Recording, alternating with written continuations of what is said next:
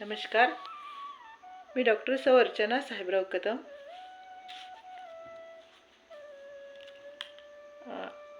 माझं विश्वाई health care नावाने एक यूट्यूब चॅनल आहे. तर प्लीज ते चॅनल तुम्ही लाईक करा आणि सबस्क्राईब करा. कारण जर सबस्क्राईब जास्त झाले तर मला लाईव्ह करता येईल प्रोग्राम. त्यामुळे लाईक आणि सबस्क्राईब करा प्लीज. मित्रांनो, आपल्या शरीरामध्ये 100% टॉक्सिन असतात आणि ते टॉक्सिन 3% हे विष्ठेद्वारे बाहेर पडतं, 7% युरेनद्वारे बाहेर पडतं आणि 20% हे घामाद्वारे बाहेर पडतं. आणि मग राहिलं 70%. आणि 70% टॉक्सिन हे फक्त प्राणायामाद्वारे बाहेर पडतं.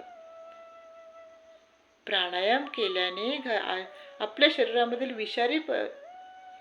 विषारी वायू बाहेर पडतो आणि तेच त्याचं प्रमाण आहे 70%. म्हणून प्राणायाम खूप महत्त्वाचा आहे. तस्मै न सती श्वास प्रश्वास योगर्ती विच्छेदः प्राणायाम.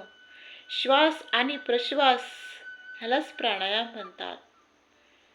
प्राण म्हणजे श्वास, आयाम म्हणजे घेणे, ह्यालाच प्राणायाम म्हणतात. आणि जर आपण प्राणायाम केला ना तर 70% टॉक्सिन आपले बाहेर पडू शकतात. म्हणून दररोज निदान कमीत कमी अर्धा तास तरी प्राणायामाला द्या. नाही होत अर्धा तास तर 20 मिनिट तरी प्राणायाम करा.